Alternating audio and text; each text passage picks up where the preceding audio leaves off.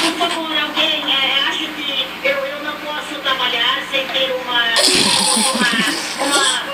diretor. Obrigado. Por enquanto, mas o que eu queria mesmo era ser uma estrela. Ai, não. Tenho certeza que você vai chegar lá. Estou pronto para... Alô? Será que eu posso... Neném? Neném?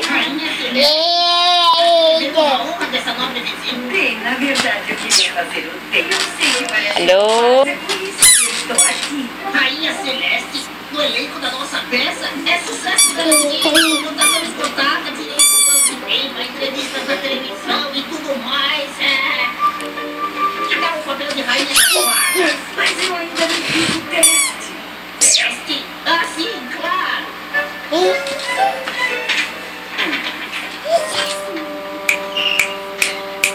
Pode ler o que quiser, Rainha Celeste, me dá no mesmo.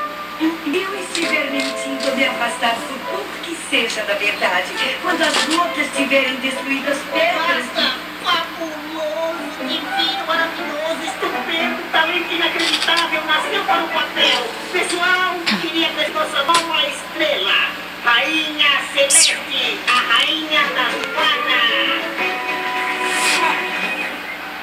Pompadour, os jardins estão lindos. Belo trabalho. Muito obrigado, Alteza. Os jardins nunca estiveram tão bonitos. Papai! Oh, Celeste. Eu tenho ótimas notícias. Estive no teatro hoje, fiz o teste para a peça e ganhei o